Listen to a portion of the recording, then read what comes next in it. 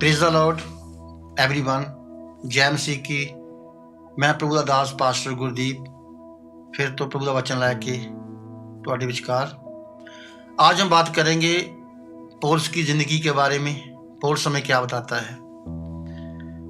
और पहला कुरिन्थियों उसका 10 अध्याय उसकी 11 वचन में लिखा है, हम अंत के समय में रह रहे हैं।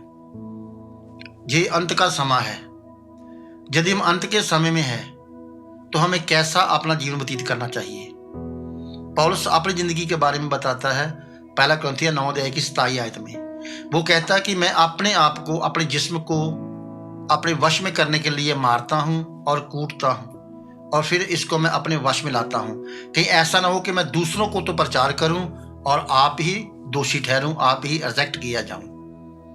किस बात के लिए वो अपने आप को मारता था, किस बात के लिए अपने आप को वो कूटता था। हमने जानना है कि अपने आप को पौलुस की जिंदगी के बारे में पौलुस कहता है, पहला कुरिन्थियों उसका 10 अध्याय और 15 अध्याय उसका 2 वचन में वो कहता है कि जो प्रचार मैंने आपको किया है और जो शुभ समाचार आपने सुना है, क्या आपको वो स्मरण है, आपको वो याद है? क्या आज तक आप उसी के ऊपर चल रहे हैं? तो बहुत बार हमने ये जानना है कि जो शुभ समाचार हमने सुना था, क्या आज हम उसी के ऊपर चल रहे हैं कि जहां हमने उस शुभ समाचार को छोड़कर कोई और शुभ समाचार के ऊपर विश्वास कर रहे हैं। अगर ਅਸੀਂ पौलुस के बारे में और देखेंगे, उसका 2 कुरिन्थियों उसका 11 अध्याय उसका 2 वचन, पौलुस कहता है कि मैंने आपकी एंगेजमेंट मसीह के साथ की है। और आप जानते हैं, और जब पूरा पढ़ते जाएंगे 3 और 4 पढ़ेंगे, उसमें पूरा वर्णन है। पौलुस ने मसीह संगति के बारे में लिखा है। वो कहता है कि जैसे एक बाप अपनी लड़की की परवरिश तब तक करता है, बचपन से लेकर जवानी तक करता है, उसकी पढ़ाई, उसकी लिखाई, उसका सब इंतजाम करता है और अंत में उसका एक ख्वाब होता है। वो कहता है उसकी शादी तक, वो अंत में उसकी शादी करके उसके पति को सौंप देता है। पौलुस इन्हीं वचनों का जिक्र करता है। वो चाहता है कालीसिया जो मसीह की देह है उसको पवित्र कुंवारी के रूप में वो कहता है कि मैं आपको मसीह को सौंप दूं। वो फिर कहता है कि मुझे डर है कहीं ऐसा ना हो जैसे सांप ने हवा को अपनी चतुराई में फंसा लिया था, और ऐसे ही कहीं ऐसा ना हो कि आप भी अपनी सच्ची और सच्ची श्रद्धा से मसीह में अपने विश्वास में खो जाए, अपना विश्वास छोड़ दें। आगे वो 4 में कहता है कि मैंने जो शुभ समाचार सुनाया था प्रभु के बारे में, पहला शुभ समाचार या दूसरा शुभ समाचार, आपने कौन सा विश्वास किया? पहले का। वह वो 3 बातें बताता है। दूसरे यीशु के बारे में कहता है, क्या दूसरा यीशु है?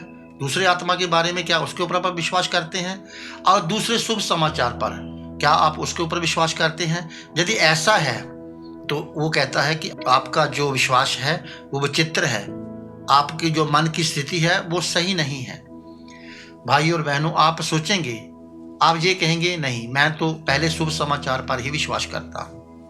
अगर बानी को और आगे पढ़ते जाएंगे, पहला कुरिन्थियों उसका 10 अध्याय की 5 आयत में पढ़ेंगे तो वहां लिखा है, जब मूसा मिस्र में से सबको लेकर बाहर निकल आया था तो जंगल में प्रभु बहुतों से खुश नहीं था। 10:5 में लिखा है, प्रभु बहुतों से खुश नहीं था। और इसका मायने क्या है? रोटी उनको मिलती थी, पानी उनको मिलता था, सब कुछ उनको मिलता था, लेकिन वो प्रभु में खुश थे, लेकिन प्रभु उनसे खुश नहीं था।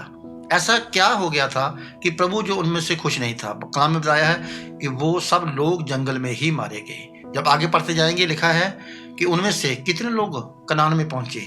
आज भी प्रभु का वादा है। पौलुस ये कह रहा है कि अपने आप को अपने काबू में रखो। कैसे हम अपने आप को अपने काबू में रखेंगे? आज दुनिया में बहुत तरह तरह की बातें हैं, दुनिया में बहुत तरह का प्रचार है, दुनिया में बहुत तरह की बातें। जैसे सांप ने क्या बताया था, हवा को क्या कहा था? क्योंकि जब हम अदन के बाग में देखते हैं तो परमेश्वर ने कहा था मत खाना, ये फल मत खाना, लेकिन उन्होंने वही किया जो शैतान ने उनको कहा। आज बहुत बार होता है, कई बार ऐसा होता है कि हमारा पास्टर कहता है, कुछ कहता है, तो हम पास्टर की बात नहीं मानते।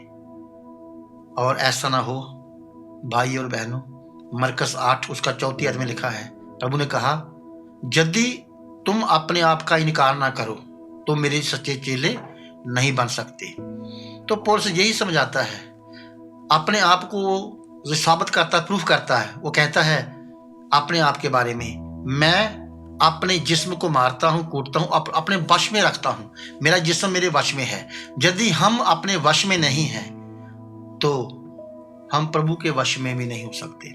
हमको हर एक को, जितने भी पास्टर हैं उनके लिए, जितनी उनकी कलीसिया है उनके लिए मैं बताना चाहता हूं, हर विश्वासी को अपने पास्टर के साथ रहना है, अपने पास्टर का कहना मानना है, अपने पास्टर के साथ खड़े होना है, क्योंकि उसने आपको शुभ समाचार सुनाया था, उसने आपके लिए मेहनत की थी, उसने आपको प्रभु में बहुत मेहनत के साथ खड़ा किया।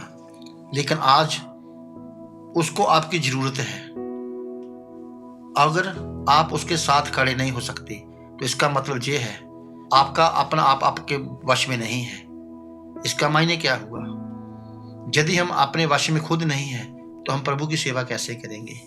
तो वाणी हमें बताती है कि ऐसा ना हो इन अंतिम दिनों में हम अपनी मुक्ति को गवा सकते हैं। अगर इतना बड़ा दास प्रभु का पौलुस वो कह रहा है अपने आप को, मैं अभी तक निर्दोष नहीं पाया गया हूं, क्योंकि मैं अपना फैसला खुद नहीं कर सकता। पंक्तियां 4-4 का मग पढ़ेंगे तो वह कहता है, प्रभु मेरा परखने वाला है, मैं निर्दोष नहीं हूं। यदि वो मुझे निर्दोष ठहराएगा तब मैं निर्दोष बनूंगा, क्योंकि वो कहता है मैं अपनी दौड़ रहा हूं, मैं प्रभु के टास्क को पूरा कर रहा हूं, अपने टास्क को पूरा नहीं कर रहा हूं। हमने प्रभु के टास्क को पूरा करना है, अपने टास्क को नहीं।